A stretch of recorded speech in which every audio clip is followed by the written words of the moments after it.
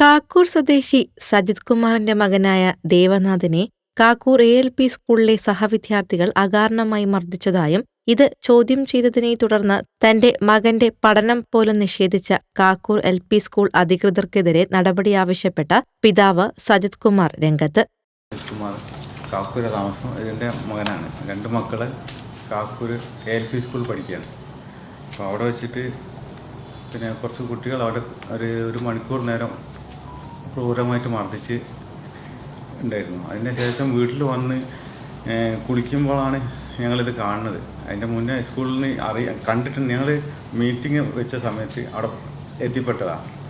PTA മീറ്റിങ്ങിന് ചെന്നതാണ്. അപ്പോഴാണ് കുട്ടികൾ പറഞ്ഞ് ഇങ്ങനെ അടിച്ചിട്ടുണ്ടായിരുന്നു എന്ന് പറഞ്ഞ് ടീച്ചറോട് കംപ്ലയിൻറ്റ് ചെയ്തു. പക്ഷേ ചെറിയ കുട്ടികളുടെ പ്രശ്നമില്ലെന്ന് കരുതി ഞങ്ങൾ സിമ്പിളായിട്ട് വീട്ടിലേക്ക് വന്നു. പക്ഷേ രാത്രിയായപ്പോൾ കുളിക്കാൻ നേരത്ത് കുട്ടീൻ്റെ ശരീരത്തിൽ മൊത്തം പാടുകളും തലചുറ്റൽ ഛർദിയൊക്കെ വന്നപ്പോൾ ഡോക്ടറെ അടുത്ത് കൊണ്ടുപോയതാണ്.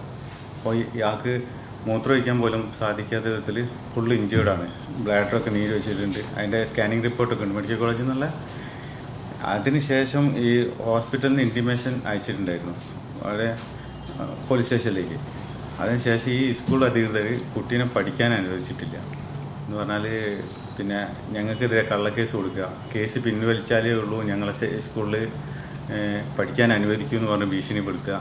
തുടർ വിദ്യാഭ്യാസത്തിന് TC പോലും നൽകാതെ സ്കൂളിലേക്ക് ഈ ആവശ്യവുമായി പോകുമ്പോൾ തന്നെ കള്ളക്കേസിൽ കൊടുക്കാനാണ് അധികൃതർ ശ്രമിക്കുന്നതെന്നും സജിത് കുമാർ പറയുന്നു.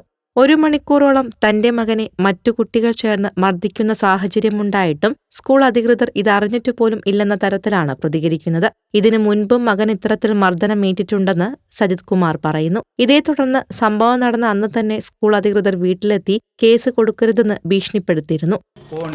അതിൽ കൃത്യമായിട്ടുണ്ട്. ഗോൾ ബ്ലാഡറും പിന്നെ കോപ്പി ഉണ്ട് കയ്യിലുണ്ട്.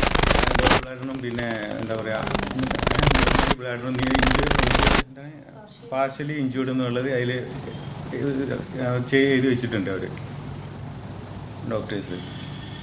അതായത് പിന്നെ ബാലുശ്ശേരി കാണിച്ചപ്പോൾ ഡോക്ടർ അവരുടെ ചെവിയിൽ നിന്ന് ചോര വന്നത് മൂക്കിൽ നിന്ന് ചോര വന്നതായിട്ടുള്ള അതൊക്കെ അതിൽ റിപ്പോർട്ട് ചെയ്തിട്ടുണ്ട്. അതിൻ്റെ കോപ്പി മെഡിക്കൽ കോളേജ് വാങ്ങിച്ചു. പിന്നെ മെഡിക്കൽ കോളേജ് സ്കാനിങ് റിപ്പോർട്ടാണ് ഇപ്പോൾ ഞങ്ങളെ കയ്യിലുള്ളത്. ആ കുട്ടിക്ക് ശരീരം മൊത്തം നീലിച്ച പാടുകളായിരുന്നു.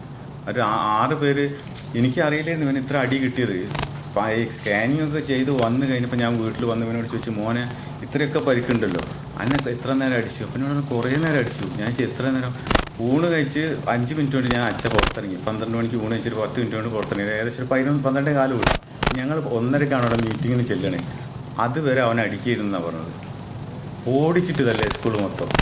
എന്നാൽ താൻ പരാതിയുമായി മുന്നോട്ടു പോവുകയായിരുന്നു. മുഖ്യമന്ത്രി ഉൾപ്പെടെയുള്ളവർക്ക് ഈ കാര്യങ്ങൾ കാണിച്ച് പരാതി നൽകിയെങ്കിലും നടപടിയുണ്ടാകാത്ത സാഹചര്യത്തിലാണ് വാർത്താസമ്മേളനം നടത്തുന്നതെന്നും സജിത് കുമാർ പറയുന്നു. ഇതേ സ്കൂളിൽ 1-ാം ക്ലാസ്സിൽ പഠിക്കുന്ന ഇളയ മകനും ഈ സംഭവത്തിന് ശേഷം സ്കൂളിൽ പോയിട്ടില്ല. തന്റെ മക്കളുടെ തുടർ വിദ്യാഭ്യാസം പൂർണ്ണമായി തടസ്സപ്പെട്ടിരിക്കുകയാണെന്നും നടപടി വേണമെന്നുമാണ് സജിത് കുമാറിന്റെ ആവശ്യം.